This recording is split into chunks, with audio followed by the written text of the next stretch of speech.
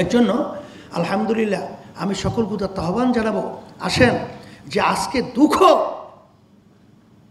যে আজকে গানের শিক্ষক নিয়োগ দেওয়া হবে, আজকে স্কুলগুলো খালি হচ্ছে, আর আজকে বাংলাদেশের মানুষগুলো তাদের সন্তানদেরকে প্রাথমিক স্কুলে তারা পড়ানোর জন্য তারা তৈরি না। দিন আর দিন আমাদের বাড়ির সামনে প্রাইমারি স্কুল, ছাত্র নাই, ছাত্রী নাই, কোথায় যায়? এখন আপনারা বোঝেন না, বাংলাদেশের মানুষ কিন্তু ইসলামের পক্ষে মনের দিক থেকে, মানসিক দিক থেকে, সব দিক থেকে তৈরি হয়ে অপেক্ষায় আছে। আমরা যারা নেতৃত্ব দিচ্ছি, যদি আজকে আমরা তাদেরকে সঠিক পথে পরিচালনা করতে ব্যর্থ হই, ভবিষ্যৎ প্রজন্ম আমাদের যখন ইতিহাস রচনা করবে, তখন আমাদের ব্যাপারে কলঙ্ক, ধিক্কার জানিয়ে ইতিহাস রচনা করবে। এই জন্য আমরা 53 বছর দেখেছি, বহু সরকারের পরিচালনা আমরা দেখেছি, আমরা মূল্যবোধের সরকার ইসলামের দেখেছি, কিন্তু আসলে তারা শরিয়া আইনে বিশ্বাসী না, এবং তারা ইসলামী পন্থা উত্থান তারা সহ্য করতে পারছে না, এবং তারা কিন্তু বাংলাদেশের ভিতরে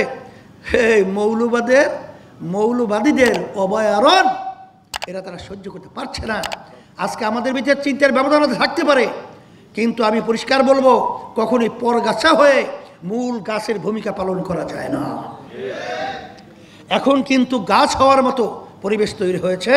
আমি সকল প্রতি আহ্বান জানাচ্ছি, আর বর্তমান অন্তর্বর্তীকালীন সরকারকে আমি পরিষ্কারভাবে বলবো, আপনারা কিন্তু বাংলাদেশের জনগণের ভোটে নির্বাচিত সরকারও নয়, আপনারা ওখানে বসেছেন। আমি প্রথম দিন ডক্টর ইউনূস সাহেবকে বলেছি যে আপনি যদি দেশ সুন্দর পরিচালনা করতে হয়, তাহলে আপনার বিশেষ করে লক্ষ্য রাখতে হবে যে দেশের মধ্যে শতকরা 92 জনের মধ্যে মুসলমান বসবাস করে, আর এই মুসলমানদের নেতৃত্ব কিন্তু আসলে বাস্তবতা হলো সম্মানিত উলামায়ে কেরাম। আপনি কথা বলার ব্যাপারে, তাদের ব্যাপারে সতর্ক অবস্থায় কথা বলবেন। প্রথম যেদিন আমার সঙ্গে দেখা হয়েছে সেদিনকে কিন্তু আমি কথাগুলো বলেছি। সেই হিসাবে আমি অন্তর্বর্তী সরকারকে বলবো যে পরিষ্কারভাবে আমরা বলছি, ধর্মীয় শিক্ষা ছোটোবেলায় আমরা যখন পড়ছিলাম তখন হিন্দুদের শিক্ষক ছিল, আবার মুসলমানদের বাচ্চাদেরকে শিক্ষা দেওয়ার জন্য শিক্ষক ছিল, আমরা পড়েছি, আমরা দেখেছি। কিন্তু আপনি গানের শিক্ষক নিয়োগ দিবেন, কি শিখান, কি করতে চান? এই টাকা তো আমরা কামাই করে ওখানে পাঠাই, আর সেই টাকা নিয়ে আমাদের বাচ্চাদেরকে বেয়াদব বানাবেন, উচ্ছৃঙ্খল বানাবেন, চরিত্রহীন বানাবেন। এটা কখনোই আমরা সহ্য করবো না, এর প্রতিবাদ করতে হবে।